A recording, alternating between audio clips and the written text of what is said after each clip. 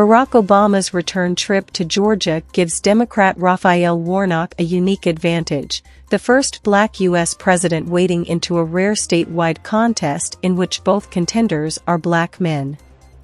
Warnock, the incumbent, and his Republican opponent, Herschel Walker, are competing in a December 6 runoff election for a Georgia Senate seat. Shortly before the November 8 election, the former president delivered a fiery stump speech for Warnock as polls showed a dead heat. But neither candidate got the 50% required to avoid a runoff, thanks to a third-party candidate, leaving them in a pitched battle for a seat that will either bolster the narrow Democratic majority in the Senate or keep it at the 50-50 tie it's been since President Joe Biden took office. While it's commonplace for a party luminary like Obama to campaign for a candidate in a tight contest, the former president's involvement in the Georgia U.S. Senate race has an added layer of significance in a state considered the cradle of the civil rights movement. Warnock is Georgia's first African-American senator. If Walker, a former University of Georgia football star, wins, he will join South Carolina's Tim Scott as the only black Republican in the Senate. Turnout is critical in runoff elections, and Obama offers Warnock a powerful messenger. The former president, who will appear with him at a rally in Atlanta on Thursday, remains wildly popular among Democrats, especially black voters, who through a reverse migration from Democratic northern cities to Atlanta and across the South helped morph Georgia from a Republican bastion into a battleground state. Herschel Walker was a heck of a football player. In college he was amazing. One of the best running backs of all time, Obama said in his October 28 rally for Warnock. But here's the question, does that make him the best person to represent you in the U.S. Senate? Does that make him equipped to weigh in on the critical decisions about our economy and our foreign policy and our future? Warnock since adopted that message for his campaign. He not only motivates black and brown and Latino and Asian voters, Theron Johnson, a Georgia-based Democratic strategist, said of Obama.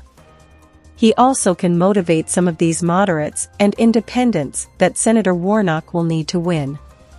Obama is in a unique position to articulate the difference, the contrast between these men.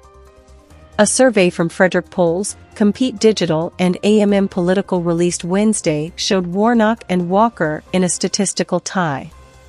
More than 833,000 people have voted as of shortly after midnight on Wednesday, a new turnout record, according to the Georgia Secretary of State's office. Early voting typically favors Democrats as Republicans are likelier to vote on Election Day. Republicans are closing the gap every day, and there's still about 2 times as many high-propensity Republican voters as high-propensity Democrat voters left, said Chris Hartline, a spokesman for the National Republican Senatorial Committee.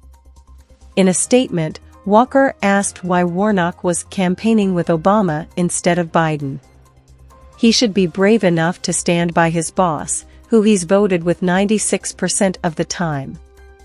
Warnock and allied groups are spending $53.7 million in advertising in the runoff compared to $25.3 million by Walker and the GOP Super PACs supporting him, according to Ad Impact.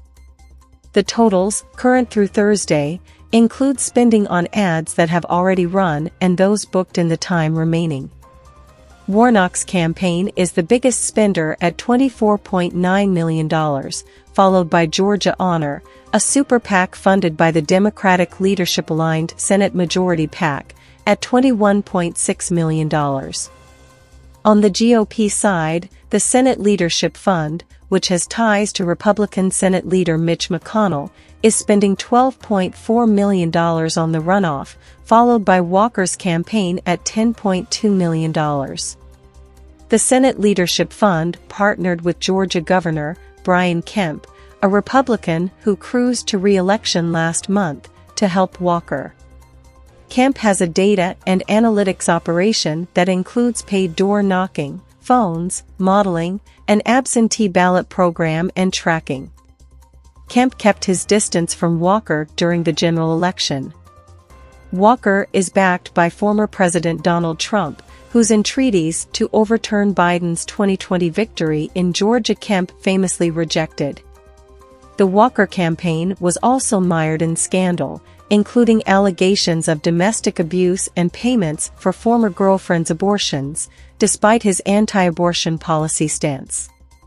Walker has denied the accusations.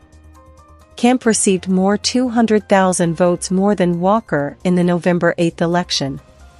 Warnock has cut ads trying to court those Kemp voters, including one in which Lynn Wittenberg, a white woman from Rossville, Georgia, says that she's a Republican who voted for the governor's re-election but that she can't support Walker. Warnock's large cash advantage allows him to be able to make those kinds of very strategic ads, Johnson said. Julianne Thompson, an Atlanta-based Republican strategist, said that while Obama's rally will energize Warnock's base, she's not sure it will translate into votes. She said that Kemp is also a major asset for Walker, since the governor is popular in Georgia's rural areas. This election is not going to be decided by swing voters, Thompson said. It's going to be a matter of which party turns out their base.